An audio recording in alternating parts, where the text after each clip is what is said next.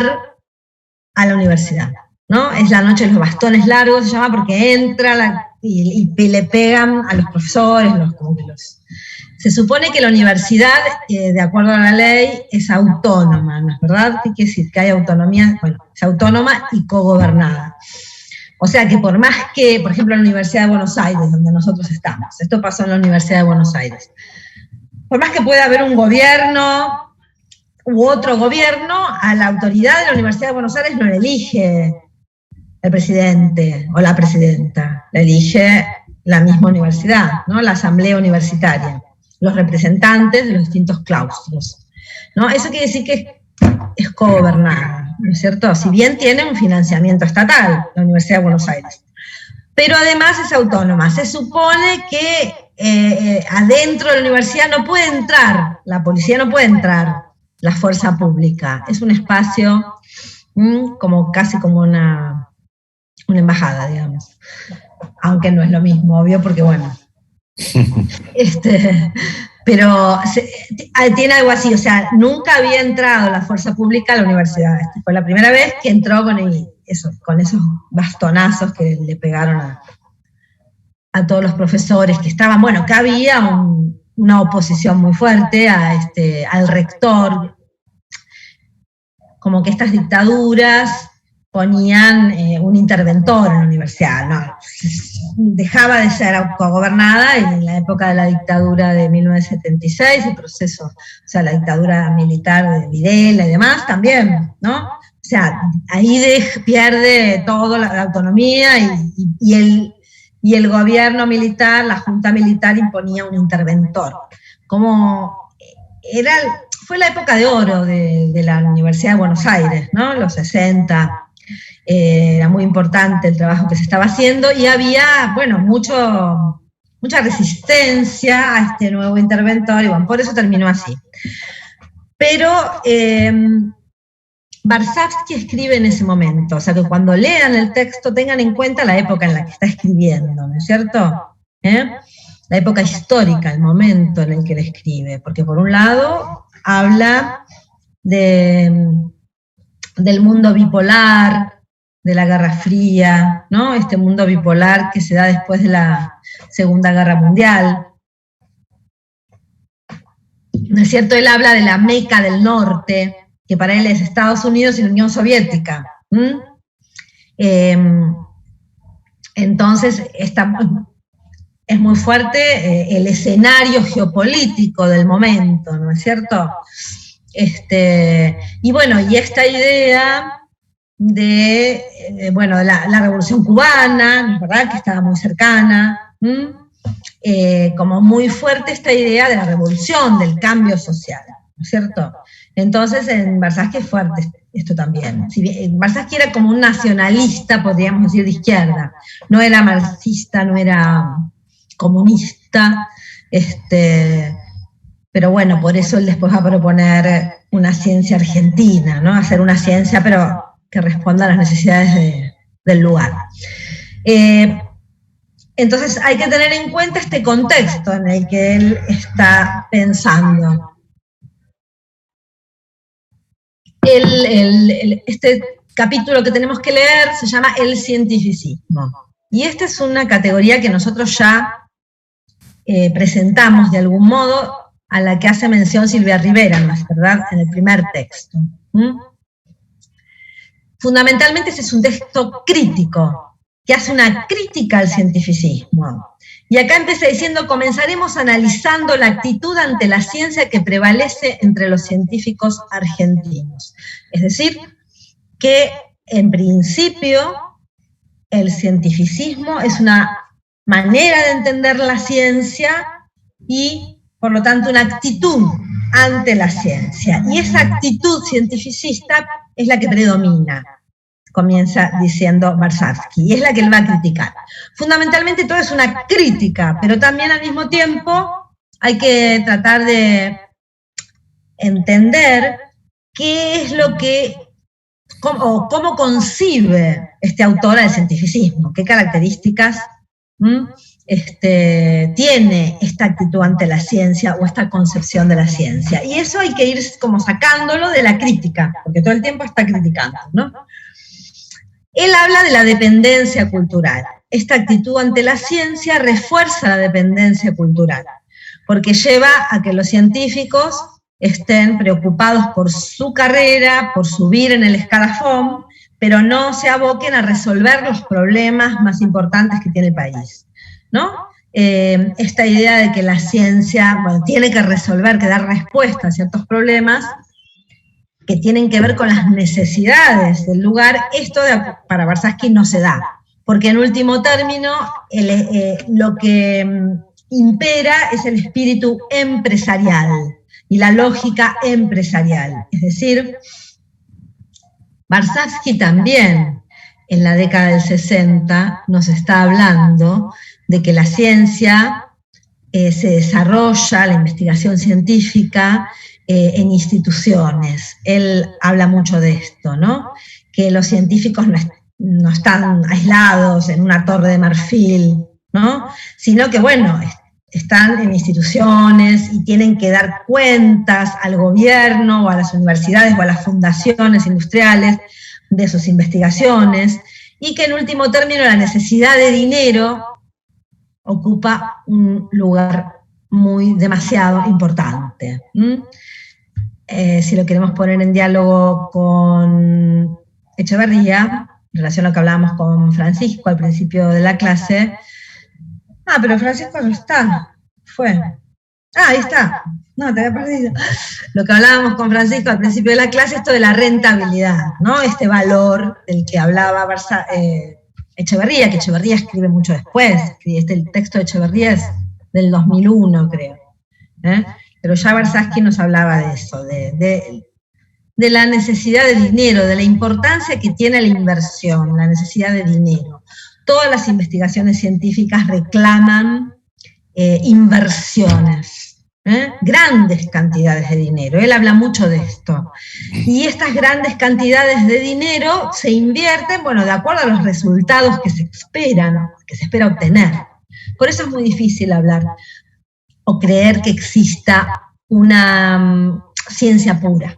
Él justamente lo que va a estar cuestionando es esta idea de que hay una investigación o una parte o un ámbito de la investigación científica que sea pura, o sea, que no esté contaminada por ningún factor extrateórico, político o económico.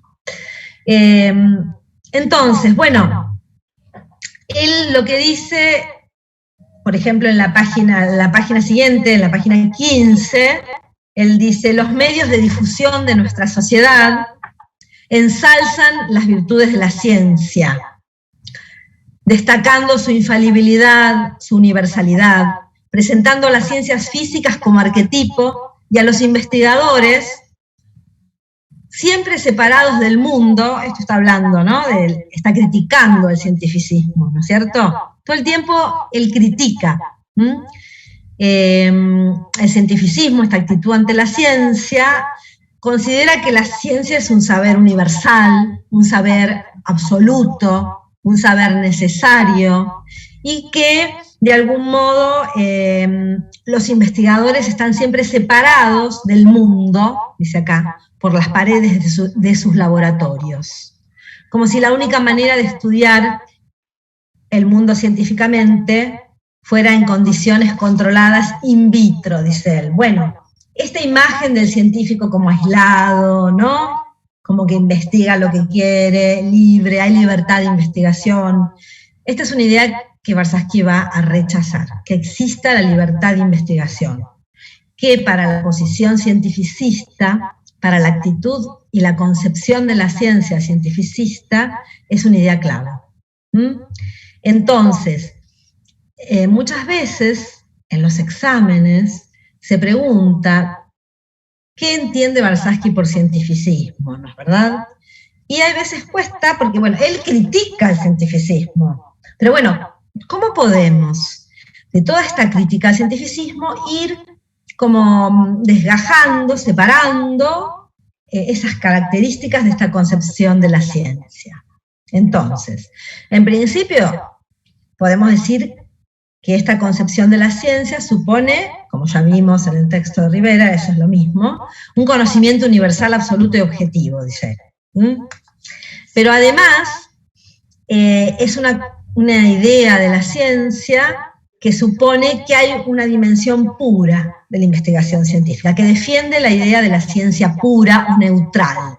Es decir, que hay cierto ámbito de la investigación, ciertas investigaciones que son teóricas, que investigan la teoría, la base científica, la base teórica, y que no están influidas por ningún factor. Esa investigación teórica no está influida por ningún factor político o económico. Es decir, acá aparece la idea de que hay libertad de investigación, que la libertad de investigación es el motor del progreso de la ciencia. Esta es la idea que él va a rechazar, la idea de que exista la libertad de investigación. Para Warshawski la libertad de investigación es un mito, es algo que no existe. Cada vez son menos en los 60, a fines de los 60, él dice cada vez son menos los que investigan sin presiones. El sistema no fuerza, presiona, no es que le ponen una pistola en la sien y le dicen, si no investigas esto te pego un tiro, ¿no? Pero hay presiones y hay condicionamiento. En principio el condicionamiento es económico. Si no se consiguen subsidios, no se puede investigar. Porque, y esto también lo subraya Warshawski, la investigación científica requiere ingentes cantidades de dinero, ¿verdad?, que aportan las instituciones privadas o públicas, o los gobiernos, o las universidades. Él habla de las fundaciones, habla de la Fundación Ford, la Fundación Rockefeller, ¿no?, en esa época importante de Estados Unidos. Habla también de los conglomerados industriales, las grandes empresas farmacológicas, que bueno, que también tienen siempre secciones de investigación y que financian proyectos de investigación. Pero esos proyectos que se financian, se los financia de acuerdo a los resultados esperados, dice Warshawski, ¿no? Entonces, esta idea del cientificismo, que la ciencia da instrumentos neutros y que son las fuerzas políticas quienes deben usarlos justicieramente, es una idea que él va a rechazar. ¿Sí? En la página 16 dice la clásica respuesta de que los problemas que genera la ciencia no son culpa de la ciencia, porque la ciencia da instrumentos neutros y son las fuerzas políticas quienes deben usarlos justicieramente, es una idea inaceptable. Y esta es una idea cientificista, la idea de la neutralidad de la ciencia, ¿no? Acá vamos encontrando, otra vez, características del cientificismo. Porque es fácil si a mí me preguntan qué crítica le hace Warshawski al cientificismo, pero es más difícil si me preguntan qué entiende Warshawski por cientificismo. ¿Se ve la diferencia? Me decís, bueno, pero si todo el tiempo lo está criticando, qué sé yo, ¿cuándo lo define? ¿No?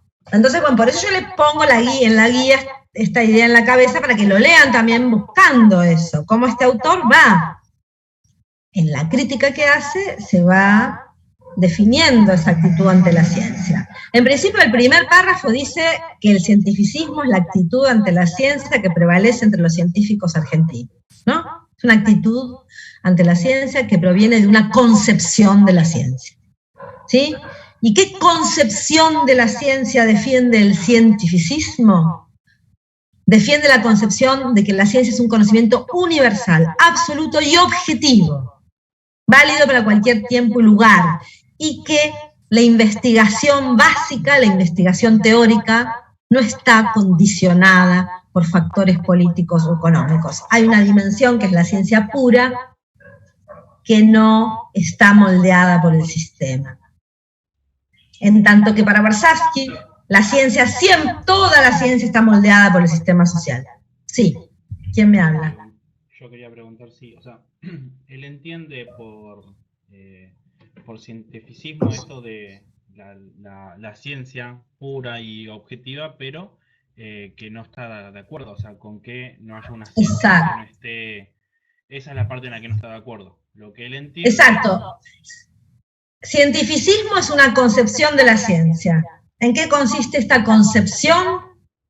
En concebir a la ciencia, en entender que la ciencia es un tipo privilegiado de conocimiento. Esto ya lo decía en realidad Silvia Rivera, ¿no? ¿Qué es privilegiado? Universal, absoluto y objetivo. Estas características están en el texto de Warshawski, ¿no? Claro, la actitud que prevalece entre la ciencia es decir, bueno, la ciencia es un conocimiento objetivo, por lo tanto todo avance científico es beneficioso, porque hay una dimensión de la investigación, la dimensión teórica, en que el investigador busca conocer por el conocer mismo, sin pensar en aplicaciones. Y después, si no se usan justicieramente esos avances, es culpa de los políticos. Eso dirían los cientificistas. La ciencia es neutral éticamente. Eso es lo que Warshawski va a rechazar. Porque él dice que la ciencia actual no crea toda clase de instrumentos, sino solo aquellos que el sistema le estimula a crear. Y justamente crea los artefactos que el sistema necesita porque son las fuerzas económicas, ¿sí? Es el capital, es la necesidad de dinero la que determina qué temas de investigación se llevan a cabo y cuáles no, porque es necesaria el dinero, y el dinero se obtiene en base a los resultados que se esperan de la investigación. En todo proyecto de investigación hay una parte que tiene que ver con la transferencia a la sociedad. Esto lo dice Warshawski, ¿no es verdad? Entonces, de acuerdo a los resultados esperados, se subsidian. Él habla de la necesidad de subsidios. Esa es la frase que usa. La necesidad de subsidios. La investigación científica necesita subsidio, necesita dinero. Y esos subsidios se otorgan en función de lo que se espera obtener. Entonces, de algún modo, el sistema presiona en la elección de los temas. No hay libertad de investigación. No es que cada científico investiga lo que le gusta, sino que forma parte de un equipo, está en una institución y finalmente investiga lo que, forma parte de lo que los jefes del equipo van determinando en función de los proyectos que se presentan y de los que obtienen subsidios. Los proyectos subsidiados o los proyectos que obtienen un subsidio son aquellos que se despliegan. Y los que no consiguen subsidios no se pueden llevar a cabo, porque no hay dinero para hacerlo, ¿se entiende? Aún las universidades, dice él, que pareciera o deberían estar más allá de eso, no lo están, porque también necesitan dinero, ¿no es verdad?, que viene de los ministerios, o bueno, son universidades privadas, pero también hay una lógica empresarial. Él habla de la lógica empresarial de la investigación científica. O sea, ¿qué significa una lógica empresarial? La lógica empresarial tiene que ver con la rentabilidad, Francisco, ¿no? Es decir, la lógica empresarial es lógica, tiene una lógica, por supuesto, ¿no? Si se invierte en algo es porque se espera un beneficio, si no, sería una donación o un regalo, ¿no? O una dilapidación. Retorno de inversión. Exacto, pues si no es dilapidar los recursos, se podría decir, si eso es por la búsqueda en sí misma, ¿no? Entonces él termina... Se hacen tipo como el CERN, ¿no? O colisionadores así de partículas. ¿Cuál es el beneficio que se obtiene de eso? ¿Por qué se lo subsidia si es básicamente conocimiento lo que se obtiene? ¿Cuál es la práctica de eso? Sí, no, pero lo que están diciendo es que eso no quiere decir que se sepan a largo plazo las orientaciones posibles de ciertos avances, ¿no es verdad? Sino que todo el tiempo se están, de algún modo, proyectando posibles aplicaciones, ¿no? La aceleración de las partículas puede estar en los proyectos, digamos, en lineamiento con ciertos fines y con ciertas posibles aplicaciones que se están probando. Eso no se sabe. No es que hay no se difunde, no hay difusión. Eso diría Barsasky, no sé, supongo, en relación a tu pregunta. Avanza entonces en torno al beneficio de quienes le invierten, ¿no?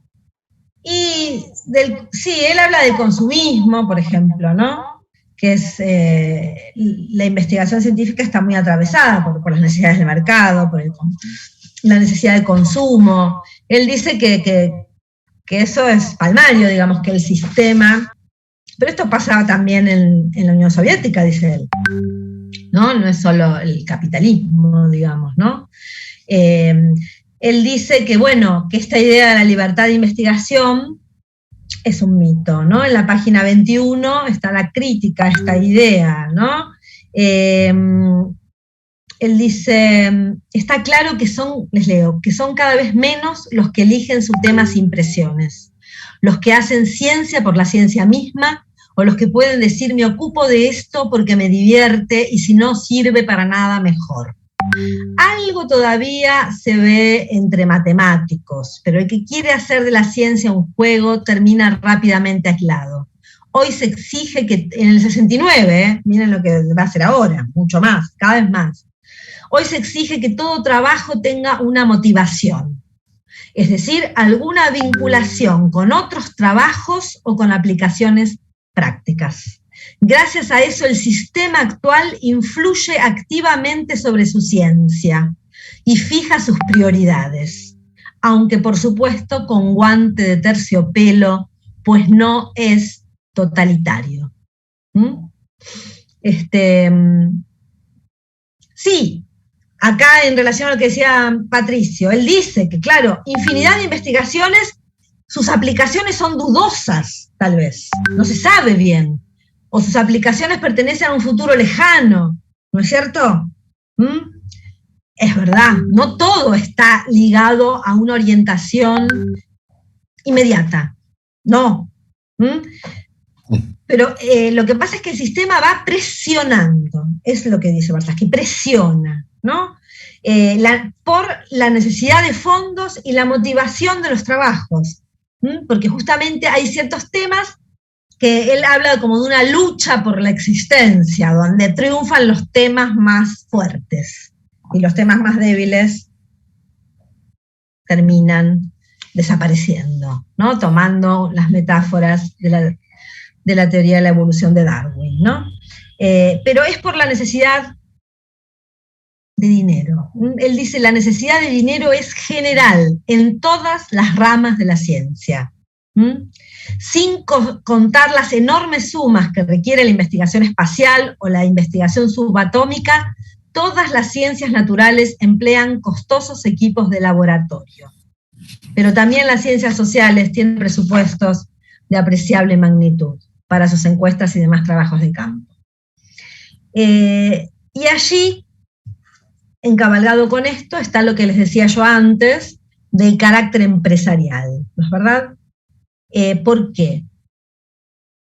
Ya aparece acá en Barsasky, por eso me parece interesante leerlo en diálogo con Echeverría, que aunque Echeverría escribe después, pero en Barsasky ya está esta idea de que la ciencia es una actividad y que la ciencia se despliega en instituciones, y esas instituciones manejan dinero. Bueno, veo que nos queda menos de un minuto, qué rápido pasa, así que, como siempre, finalizo la reunión para todos y entramos nuevamente.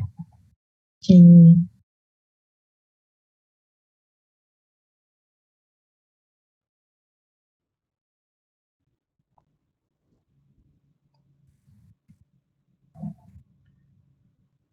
Me olvidé de avisar yo que estoy grabando la clase. Bien.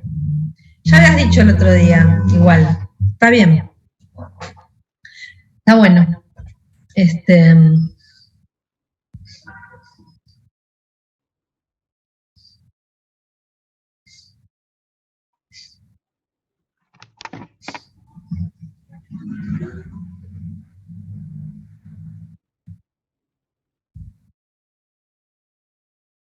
Bien.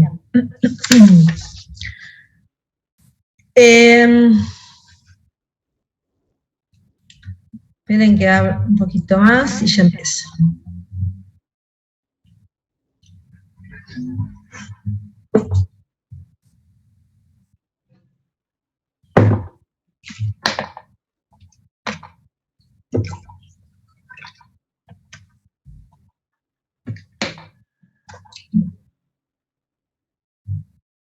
Sí.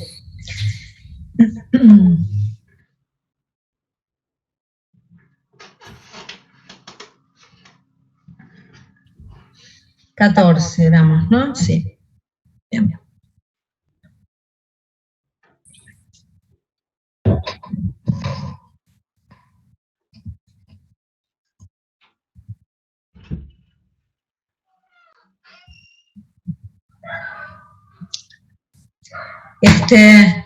Entonces, estábamos con esto del carácter empresarial de la investigación científica, que tiene que ver con, les decía yo, esta idea de Varsavsky, o este subrayar que la ciencia se lleva a cabo en instituciones. Y él habla de estas instituciones, ¿no?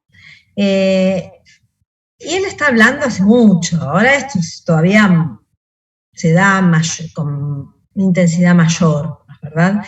Él decía que, bueno, antes, dice él, para quien no quería trabajar en empresas o en las Fuerzas Armadas, el único mecenas disponible era la universidad. Pero también la universidad, va a decir, tiene un carácter empresarial. Después surgió la fundación pública o privada. La fundación, incluimos, bueno, en la idea de fundación, él incluye a los consejos nacionales de investigación, como el CONICET. Eso depende del Ministerio Público, depende de una política de investigación de cada gobierno, ¿verdad? Ahí se condicionan también las investigaciones de acuerdo a lo que se considera prioritario, ¿no? Y también, dice él, las fundaciones, bueno, los conglomerados industriales, como la Fundación Ford, la Fundación Rockefeller, ahí empieza a hablar, ¿no? Dice, queremos destacar el carácter empresarial de estas instituciones. Y ahí les leo. Ellas manejan y distribuyen enormes cantidades de dinero, de las cuales tienen que mostrar resultados, tienen que dar cuenta a los donantes privados o al gobierno. Tienen que mostrar resultados para probar que están administrando bien esos fondos. Tienen que presentar un informe anual. Eso crea una burocracia, de la cual no vamos a ocuparnos, dice, aunque bien lo merecería. Ese espíritu empresarial se ha contagiado también a las universidades, en parte porque deben pedir ayuda a fundaciones y empresas por insuficiencia de fondos propios. Deben demostrar también su eficiencia. ¿Sí? Es lógico entonces que se hayan impuesto los criterios empresariales para evaluar esas inversiones. Entonces, se asigna importancia y fondos a los temas de investigación según los resultados que de ellos se esperan. Y por eso rechaza la idea de la libertad de investigación, porque no se investigan todos los temas. Hay temas que no se investigan, porque no son rentables. Entonces, también en la ciencia teórica, la investigación teórica, es fundamental la asignación de recursos financieros. También se necesita dinero.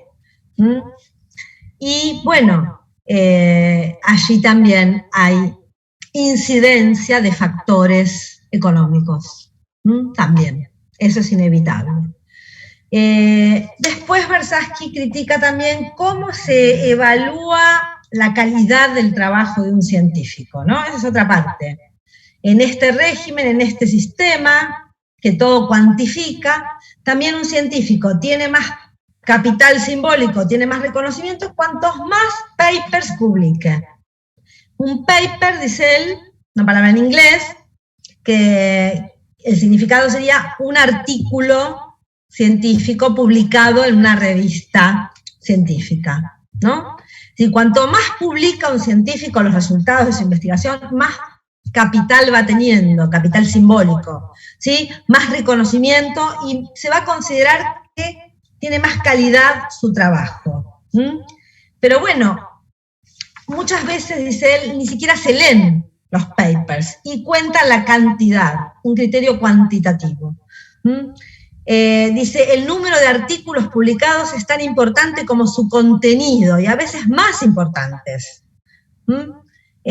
Porque justamente los que evalúan no llegan a leer todos los artículos, pero no se puede leer todo lo que se produce. Pero el paper es esencial para ascender en la escalafón. Escalafón sería la jerarquía, ¿no?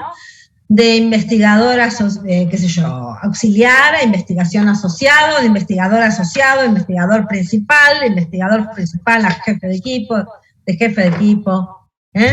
a director de un departamento de investigación, etc. Hay como el escalafón, una escala jerárquica, y hay relaciones jerárquicas. Dice, el paper es esencial para ascender, para los científicos y las científicas, es esencial publicar, para ir ascendiendo, para justificar los subsidios obtenidos, para renovar los contratos con las universidades serias. Él critica que sean criterios cuantitativos, que sean tan importantes los criterios cuantitativos. Hace una crítica a cómo funciona la ciencia, ¿no es cierto? Es interesante, se lee con bastante facilidad, no es un texto difícil, pero bueno, y también está esta idea de que, bueno, en esta actitud ante la ciencia es universal, bueno, los países desarrollados son los que despliegan la ciencia más avanzada, entonces muchos científicos, decía él en ese momento, cuando se reciben quieren ir a investigar, quieren obtener una beca en los Estados Unidos, él dice en la Meca del Norte, ¿no? Habla de esa Meca que es el norte, ¿no? El hemisferio norte. Entonces, y allí van a estudiar los temas, bueno, en boga, en el lugar donde van, ¿no es verdad? Y allí, y en ese modo de entender la actividad científica, se está reforzando la dependencia cultural, porque no se piensa en las necesidades de cada lugar, del lugar de donde procede ese científico, de su comunidad. Y lo que prevalece, bueno, es esta investigación que está pautada, que está determinada. Por supuesto, esto no quiere decir que el científico sea responsable, ¿no? Porque él está describiendo un gran engranaje, en que cada científico individual, bueno, es parte, pero tampoco es tan fácil, ¿no es verdad?, cambiar las cosas. Él habla del cambio de sistema en algún momento, ¿no? De que el único modo de hacer una ciencia diferente, en último término, sería cambiar el sistema. Pero después termina proponiendo una manera distinta de hacer ciencia aún en este sistema, ¿no? Que va a ser la propuesta que él va a dar de autonomía científica. Pero habla de estos científicos, hace como un retrato de estos científicos que están, bueno, escribiendo papers, que son científicos de escritorio, dice él, como burócratas, que buscan ascender, pero que producen fundamentalmente artículos, producen informes.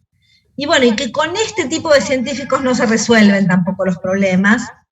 Él observa que en la investigación científica de ese momento se avanza mucho a nivel de los artefactos, brillan los ingenieros, digamos que eso es muy importante, el despliegue técnico, ¿no?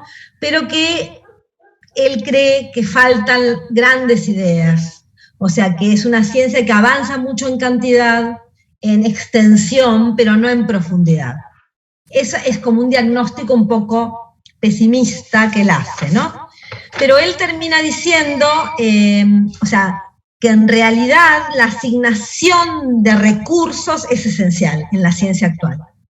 Eso es así. Para él esto está, por todo lo que él va explicando, y bueno, lo que yo acabo de más o menos sintetizar, se de algún modo establece que la asignación de recursos es esencial. Él dice, una distinta asignación de recursos hubiera dado otro tipo de ciencia. ¿Eso qué quiere decir? Que para Brazansky la ciencia que tenemos no es la única ciencia posible. Esta ciencia no es la única, esta es la ciencia de este sistema social. La ciencia hubiera podido ser diferente y podría ser diferente si hubiera políticas científicas diferentes y diferentes criterios que determinen lo que se subsidia y lo que no se subsidia.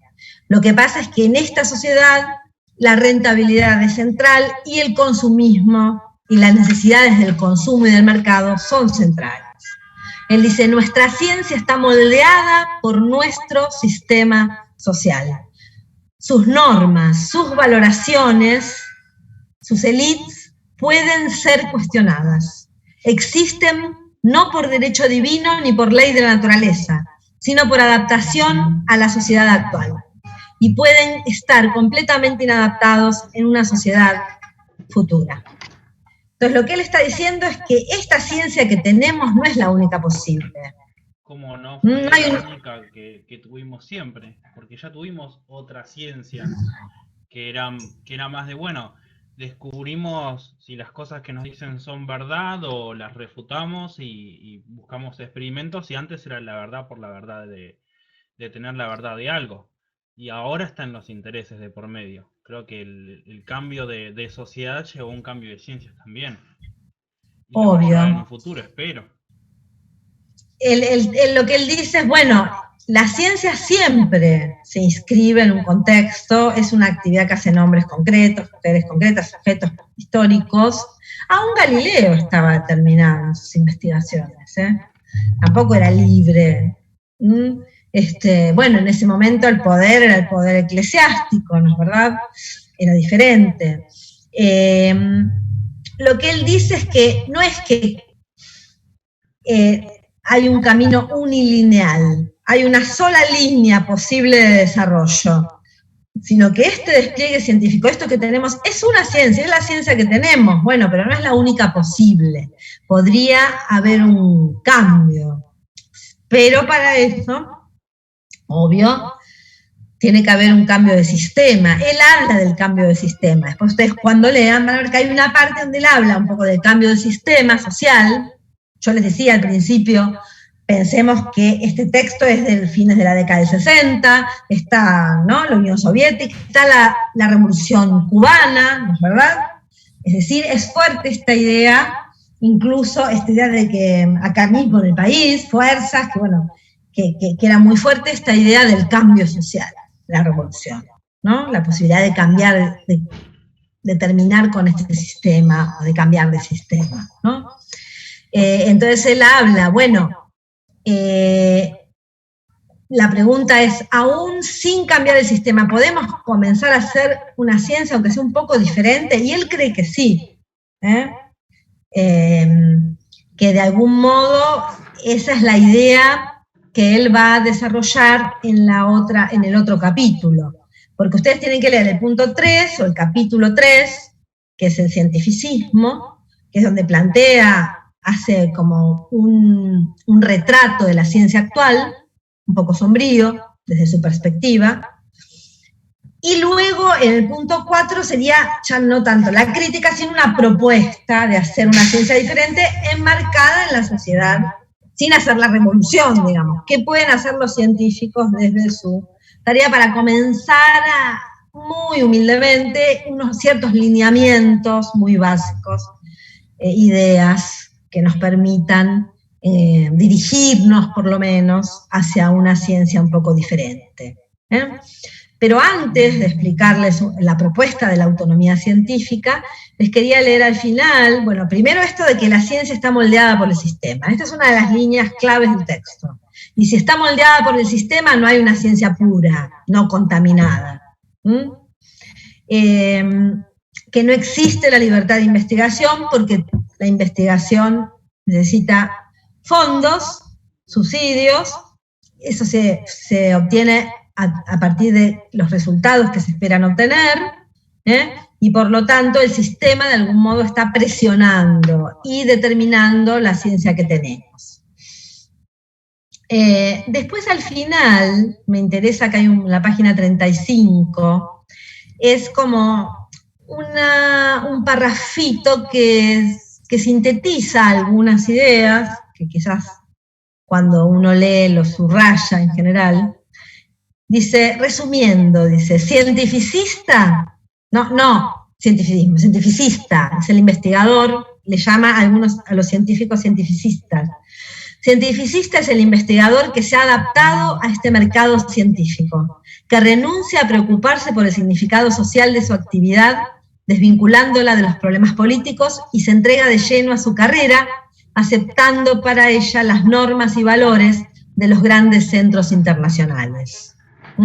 El cientificismo es un factor importante en el proceso de desnacionalización que estamos sufriendo.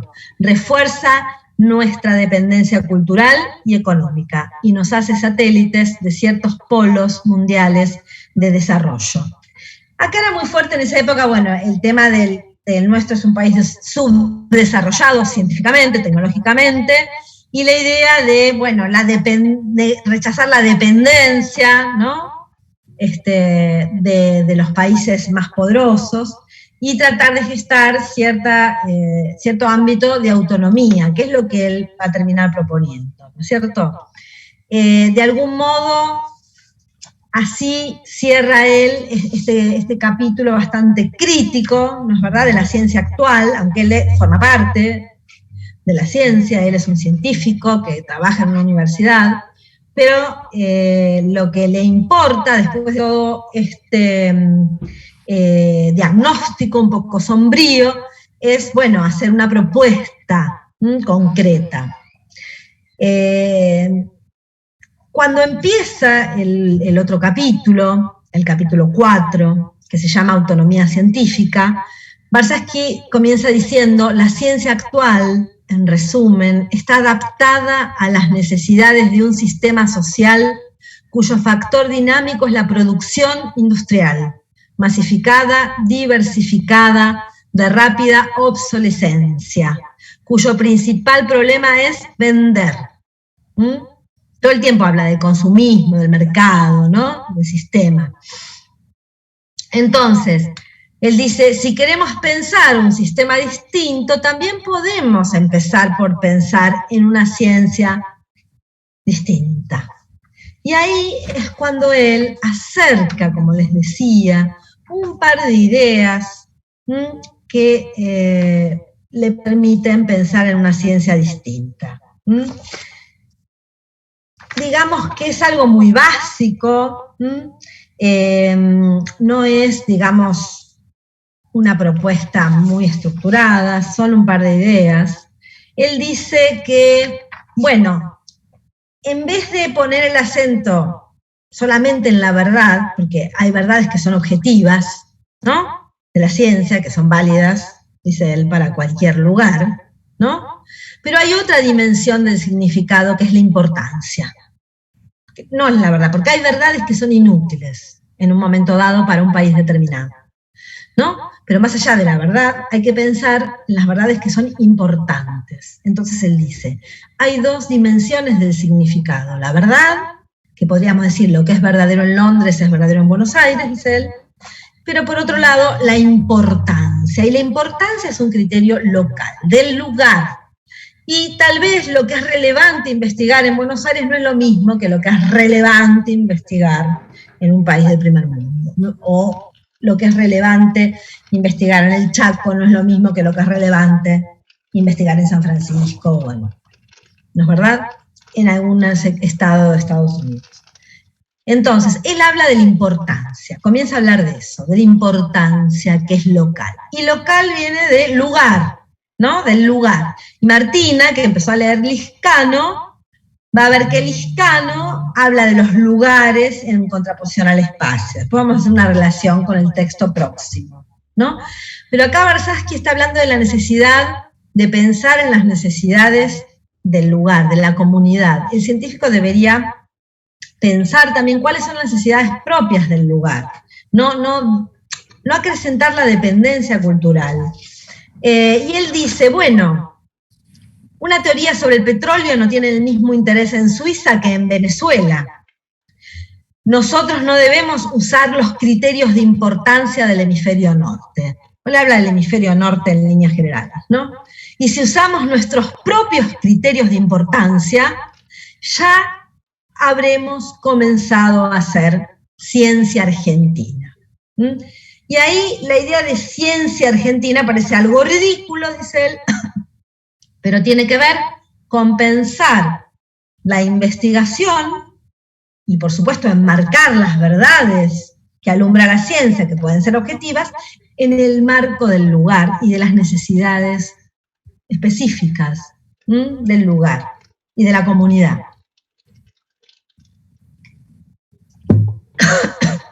Esa es la idea central, ¿no?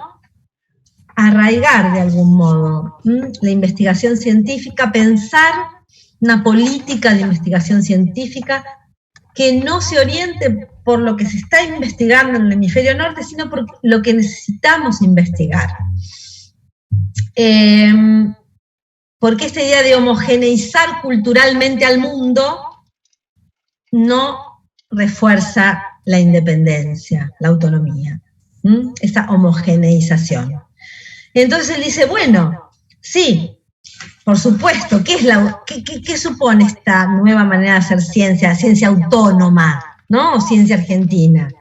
Por supuesto, independencia de criterio. Hay que tener independencia, actitud crítica, pero no implica rechazo indiscriminado de todo lo que venga de afuera. Eso no, indiscriminado no. Quizás vienen cosas de afuera y nos sirven, y tienen importancia y son válidas, pero quizás no. O sea que él está hablando de hacer, de algún modo, aunque parezca ridículo, una ciencia argentina es una ciencia que arraigue en las necesidades del lugar, que tenga en cuenta, para fijar los temas de investigación en la política científica, lo que es importante y más relevante y más importante de resolver en nuestra sociedad.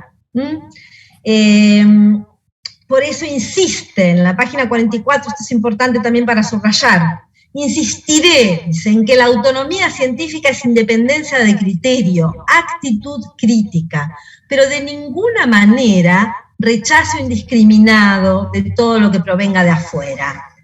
Ideas, aparatos, información. No es renunciar indiscriminadamente, no.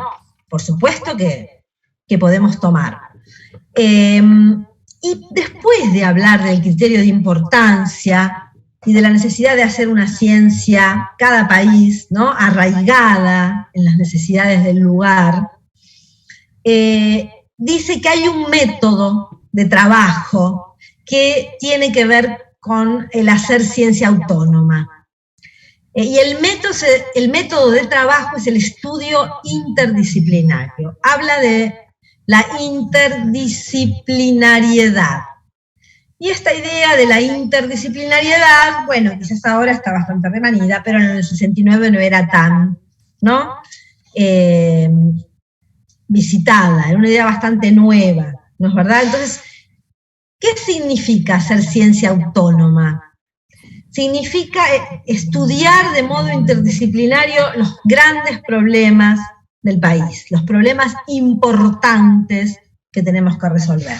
La ciencia debería estar enfocada, la investigación científica, no a las necesidades del mercado, sino a las necesidades de la población. Bueno, esta es un poco la idea que desarrolla Warshawski, aunque se hace cargo de que es muy difícil cambiar la manera de hacer ciencia sin cambiar el sistema, porque en realidad se necesitan recursos también, ¿no es verdad? Se necesitan subsidios, entonces se le podría decir lo mismo que él explicó en el otro capítulo, decírselo ahora, ¿no es verdad? Y bueno, ¿y cómo se hace? ¿No? Esto sería un programa, una idea regulativa que puede regular la actividad científica, pero que en último término no se va a poder desarrollar de modo absoluto, porque bueno, porque el sistema social es el que es, ¿no? Bueno, esos eran los... Sí. Hipocrático para los médicos, pero para los científicos. El juramento hipocrático, sí, y para los científicos, claro, bueno, tendría que haber puro, dedicar, no sé, subordinar mi trabajo a las necesidades de mis compatriotas. Claro, de la comunidad de origen, ¿no? Como que hay una responsabilidad social y una deuda también, ¿no? Del científico, de la científica, sobre todo cuando se forma, bueno, en universidades públicas, por ejemplo, ¿no? Que son subsidiadas por el Estado, o sea, también por los impuestos que paga toda la población, ¿no? De un lugar. También, bueno, tal vez se puede vivir eso como una deuda también, ¿no? Son muchas las cosas que podríamos pensar, ¿verdad?, en relación a esto. Pero yo les decía al principio, cuando empezamos la unidad 1, que esta unidad primera del programa intenta diferenciar dos perspectivas epistemológicas, dos maneras de entender la ciencia. Por un lado la perspectiva tradicional y por otro la perspectiva crítica, ¿no? Y si la perspectiva tradicional la vimos fundamentalmente a través de Hans Reichenbach y bueno, y estas dicotomías cientificistas, después el programa despliega textos de autores que rechazan esta idea tradicional. Eso es la unidad 1, porque ya después vamos a ver a Comte, que fue el fundador del positivismo, que tiene la idea más tradicional, más moderna, porque es de un autor moderno. Y después vamos a ver a epistemólogos tradicionales, a otros. Pero eso va a entrar para el segundo parcial. Pero para este primer parcial empezamos planteando un poco el mapa, ¿no?, del programa y definiendo esta perspectiva tradicional, y luego vemos 3 autores en la unidad 1, que los 3 están en esta visión crítica de la epistemología tradicional. Son epistemólogos críticos. El primero fue Echeverría, el segundo estamos viendo hoy es Barsaski, la semana que viene vamos a trabajar Lizcano, del que hablaba Martín hoy al principio, ¿no? Y Lizcano sería también un epistemólogo crítico, y ahí cerraríamos la unidad 1. Y yo al principio, pero había quienes no habían llegado todavía, recordé que me parece un buen momento para recordar y para que reagenden si se han olvidado un poco, que el viernes 30 de septiembre tenemos el primer parcial, ¿verdad? Eso tiene que estar muy claro. Para mí es muy importante para planificar cada clase. Entonces, la idea de hoy, claro, era yo hacer una primera explicación de este texto. Luego ustedes van a leer, algunos dijeron que ya empezaron a leerlos, otros no empezaron, no, es verdad, no importa, pero lo van a leer, ¿no? Y después yo voy a poner un audio y la guía, bueno, como todas estas clases, ¿no? Pasa esto. Y el viernes, bueno, lo mismo, ¿no? Quizás estas 4 primeras y después quizás les dejo ya libres, no me van a tener que entregar. Igual hay gente que lo está entregando, yo los leo, depende lo que me acontezca. Les contaba que me hice el sábado el tobillo izquierdo y por lo tanto el domingo terminé en la guardia y me tuvieron, bueno, entonces tuve temas y recién hoy terminé de leer todos los trabajos.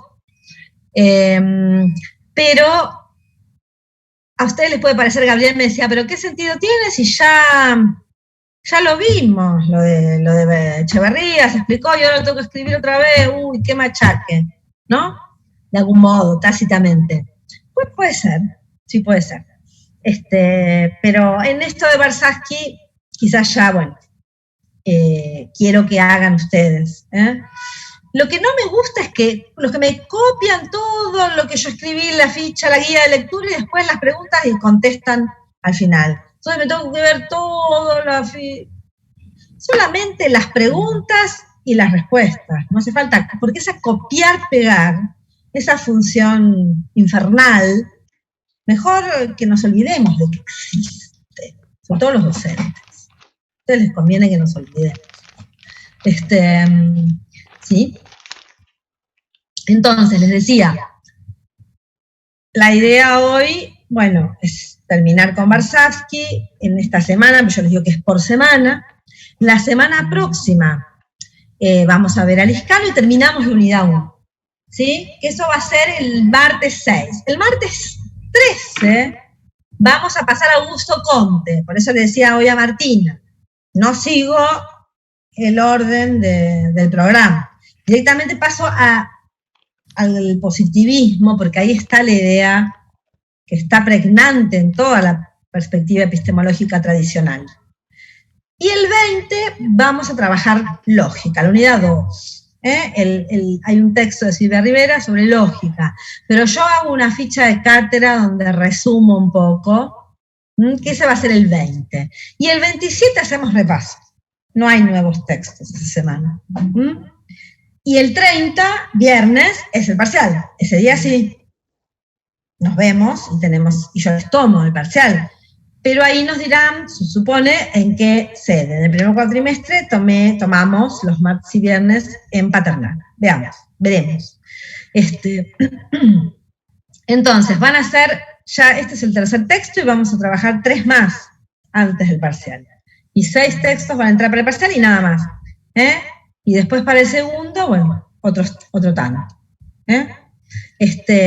Como que yo prefiero, dirán, bueno, otra vez voy a tener que hacer la guía esta. Bueno, si tengo un odio visceral por las guías, no las hago, ¿no? Como Daniel, ¿no es cierto? ¿No? U otras, Yo no estoy chequeando, me acuerdo de que algunos no me lo entregaron, o sea, no me importa. Es un trabajo para apoyar la comprensión, ¿sí? Pero el trabajo de cada quien es solitario también, de lectura, de comprensión, subrayar, armarse sus propios resúmenes, cada quien ve cómo estudia. Yo tengo la obligación de presentar los temas, de explicarlos y de estar aquí siempre, si hay dudas, para contestarlos, ¿no? Y también proponer algunas actividades. Yo también voy a proponer un foro el viernes de debate, o sea, de intervención, donde les voy a hacer una pregunta sobre Varsavsky, más allá de la guía, y quizás hay quien quiere intervenir ahí. Les voy a pedir, si pueden, que dejen un textito breve, ¿no? Como que ahí, en esas 2 horas de la clase, podemos, leernos también, si estamos trabajando y estudiando en ese momento, ¿no? Como yo digo, ese rato están leyendo, están estudiando, o no. Quizá hay gente que viernes a esa hora, qué sé yo, está en otra, no sé. O está trabajando, o ese viernes tuvo un problema, o un familiar, o lo que fuere. Yo eso lo tomo en cuenta. El día del parcial no tener que estar, no pueden faltar. Y si les pasa algo, bueno, tendrán que traer un certificado y luego les tomaremos el recuperatorio. Profe, una pregunta, profesora. Este viernes pasado, yo no recibí ningún material. El viernes pasado, lo que me pidieron fue que la guía de trabajo, la guía de lectura, la publique antes del viernes, ¿sí? Porque de cada texto está el texto de lectura, que es obligatoria, ¿no? Que yo lo pongo primero, lo pongo el martes o el lunes. Sí. ¿Sí? Ya subo. Después, 1 o 2, en general, audios explicativos míos, como una síntesis, sí. Y luego lo que se llama la guía de lectura. En la guía de lectura es un texto en Word, que yo escribí. El resumen, el esquema conceptual y la guía propiamente, que son las preguntas. Y yo este viernes mandó la guía esa, porque yo no la vi. Sí, siempre está ahí. Sí. En la guía del... Profe, ¿me ayuda a hacer el recorrido y comparto pantalla para que todos veamos dónde está? Sí, dale. Comparto pantalla. Patricio, dale. Lo buscamos. A ver. Avíseme si ya se ve por pantalla. ¿Podés compartir pantalla? Todavía no lo tengo habilitado. El anfitrión me lo tiene que permitir. Yo te toca habilitar, sonaste.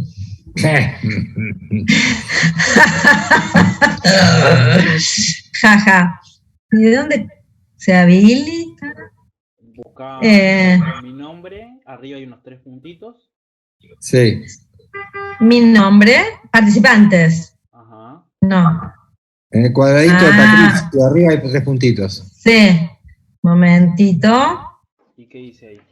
Ay, espera, porque no encontré, no te encontré. Acá, Patricio, sí. Aquí, solicitar inicio, anclaje, ser anfitrión. Eso. Bueno, si lo pone voy a poderlo configurar yo, así que sí, póngale. Dale. Tenés 2 minutos 40.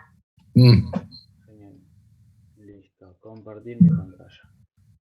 Listo. Estoy acá. Esto es la comisión, ¿no? Sí. Hasta acá todos sabemos llegar. Sí. Profe, ¿para dónde? Ahí está la comisión nuestra, ¿sí? Sí. Tercera semana, bueno, esto es lo de ahora. No, abajito, seguimos trabajando, qué sé yo. Y ahí está el texto, los 4 contextos, audio, cierre del primer texto y apertura del texto de Echeverría, audio con señalamientos, declaraciones finales, síntesis del texto de Echeverría y guía de lectura. Siempre en la síntesis está la guía de lectura. Y la guía de lectura son 3 preguntas o 4, que es las que contestan y me mandan por mail a mí. Eso es cada semana es lo mismo. Algunos me copian todo, ahí incluso en la guía está otra vez el texto, el link del texto, ¿no? Claro, y ahí guía de lectura. 1, caracteriza los diferentes contextos en los que según Echeverría se despliega la actividad científica, indicando qué valores se asocian a cada uno de ellos. 2, explique el núcleo de la crítica de Echeverría-Reichenbach, que señale de qué modo este autor amplía la distinción tradicional. Y hoy de Barsaski va a ser lo mismo. Lo que pasa es que el otro día, Gaby, creo que él me había dicho que no lo suba el jueves, sino que lo suba el mismo martes, así tenían más tiempo. Ese es el texto, claro. Está torcido. Yo, profe, había pedido eso. O sea, si lo podés hacer todas las clases, mejor también. Así lo... Listo, todas las clases podemos abrir o cerrar así en un cachito quizás. En clase justo. Bueno, dale. Así que, pero bien, todo bien, por suerte. La verdad que bastante bien. ¿Vos bien? Sí, bueno chicos, Mario. Menos de un minuto. Se va a acabar el anfitrión Patricio Guzmán. A pleno, dale. Bueno, Patricio Guzmán, poné finalizar reunión. Sí, yo lo entro a la pieza, buenito, Sí, buenito. Ay, estoy de nuevo, qué amor. Bueno, Patricio, gracias. Bueno, chau, entonces volvemos a entrar. ¿Quieren? Finalizo la reunión y volvemos a entrar y cerramos esta clase. Y los escucho a ustedes también.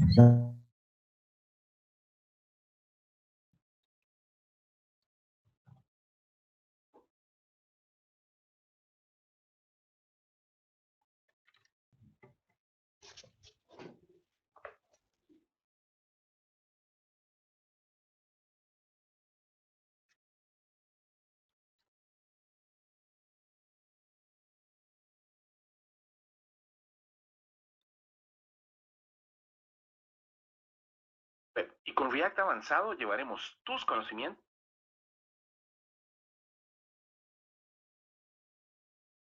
Al momento de crear una aplicación en React, lo que vamos a tener es una aplicación genérica a la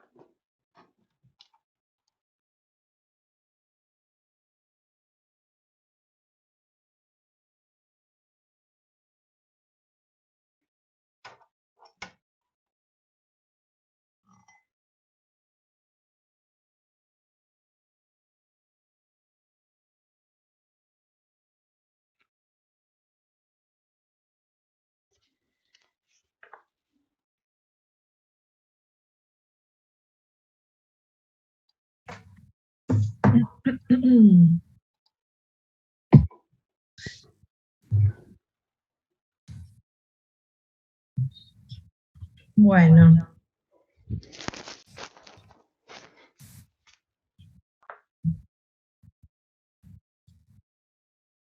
Con React avanzado llevaremos tus conocimientos al siguiente nivel. Te mostraré buenas prácticas para estructurar. Muy bien. Bueno, yo quiero que lean el texto, ¿sí? Que los tengan leídos. No importa, Daniel, si no contestaste las preguntas, pero en algún momento quizás cuando repases, tratar de contestarlas, y si te surge alguna duda me podés mandar un mail, preguntar. Sí. De hecho te digo que no las contesté porque no lograba comprender el mecanismo de cómo era. Claro. Pero ahora voy a intentar investigar un poco más y nada, sí, contestar, no tengo problema en contestar 2 preguntas, está todo bien. Me preocupa un poco más en leer también, ¿no? Claro. Bueno, leer lleva tiempo. Este texto, por ejemplo, de Barsaski es largo. Una leída está bueno dar una leída, subrayar para mí, después volver solo a esas partes o lo que yo leí. Y después el trabajo de escucha de los audios, escucha de lo que Patricio graba, ¿no? No sé si no es mucho, ¿no les resulta largo escuchar? ¿Qué es audio, Patricio? Solo audio, ¿no? El archivo. Audio, video y chat, pero hoy no hubo chat, pero está grabado. Todo. ¿Y qué lo subís, que lo compartís por el chat, por el grupo de WhatsApp? El grupo de WhatsApp lo tiré, sí, es en el canal de YouTube. Bien, claro, pero ¿qué es bueno, el que no vino, porque ver de nuevo es un bol, ¿no? Bueno, qué sé yo. Pero bueno, está bien, yo celebro, sí, es una buena iniciativa. Entonces, los audios lo que tienen que se escuchan rápido y es como una síntesis, ¿no? Pero es la repetición un poco, claro, ¿no? Como bueno, un poco volver. Y lo voy a subir hoy otra vez a la noche, otra vez, los 2 audios, siempre hago 2. Y la guía de lectura, o sea, el resumen y las preguntas. Y les estaba diciendo esto del foro de discusión, pongamos, como que ahí, bueno, pueden aparecer ideas, o por qué es crítico, por ejemplo, por qué es, no sé, fundamentar una idea, o sea, yo quiero que escriban, o sea, que practiquen un poco, ¿no? La práctica de la escritura es importante porque ustedes o sea, ¿cómo los vamos a evaluar? ¿Cómo se califica acá? Bueno, con un parcial. El parcial es escrito, es un escrito que va a ser presencial, sin los textos, va a haber que haber estudiado, bueno, ¿no? Contestar. Y eso a veces cuesta, por eso yo hago estos trabajos de contarse a contestar las preguntas que me hacen, ¿no? Porque esa es la tarea después del parcial, ¿no es cierto? Así que, ¿me quieren preguntar algo? ¿Tienen alguna duda? ¿Algo que quieran aportar, acercar? Cualquier tipo de intervención que quieran hacer. En el capítulo que yo comencé leyendo, que no era el 3, sino que era el 1, él hace como una división y una clasificación de sí, los científicos argentinos, los científicos políticos habla, fundamentalmente. Los científicos politizados. Politizados, ¿no? Sí, es como muy fuerte ese sí, muy texto. Muy fuerte. Y es el texto como que con el que él arranca, digamos, o el segundo punto. Y nosotros eso no lo damos como lectura obligatoria. Sé, por eso lo leí al cohete, digo. No, pero está bien. Está bien, Daniel. Está bien. Porque me resultó muy interesante, porque ahí él plantea una posición. Claro. De esa toma de posición, todo lo demás es mucho más entendible.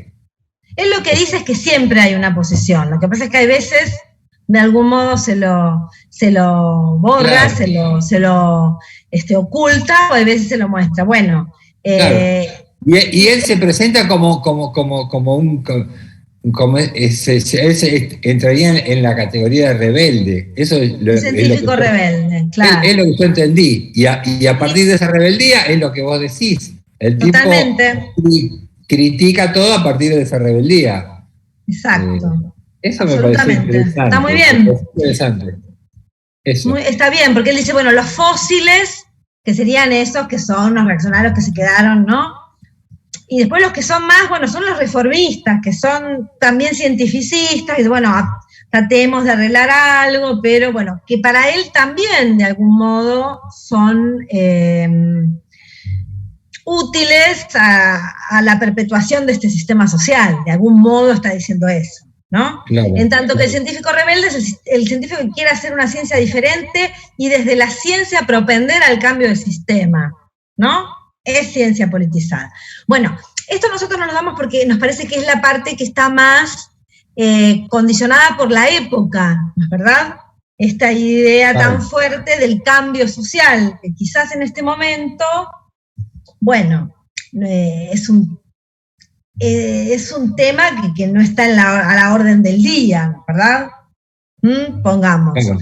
Pero nos parece que de todos modos, aun cuando es un texto que tiene años, décadas, hay algunos lineamientos que, bueno, que siguen conservando para nosotros cierta vigencia, ¿no? Y que quizás nos hacen pensar en la relación entre la ciencia y la sociedad y cómo la ciencia que tenemos, de algún modo, no es la única posible. Esa es una idea capital de Warshawski.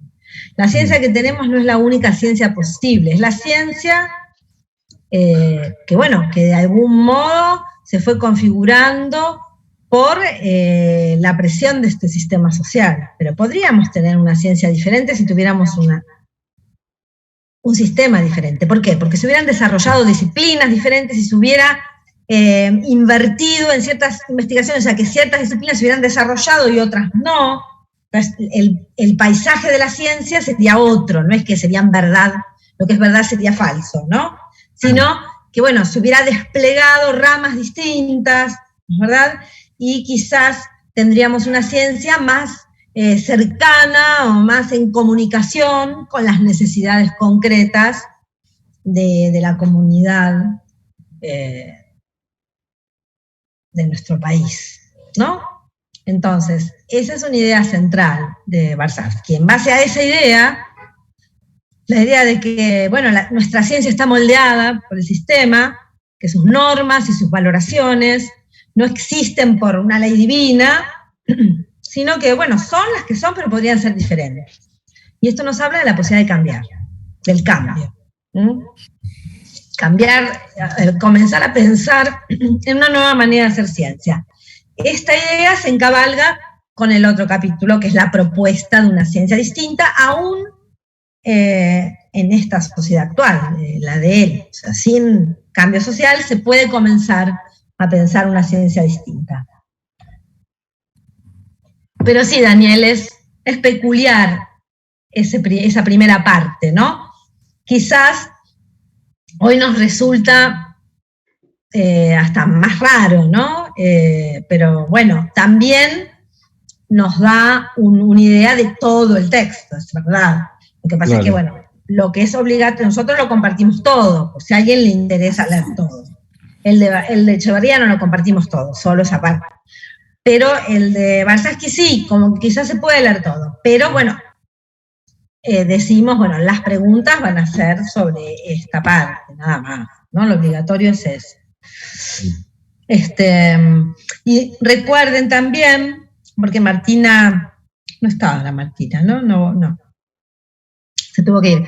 Pero Martina me decía, bueno, que cuando se subió el texto de Warshawski. Claro, yo ahora, no les digo, subí el texto y les mando un mensaje cada vez que subo algo, no lo hago.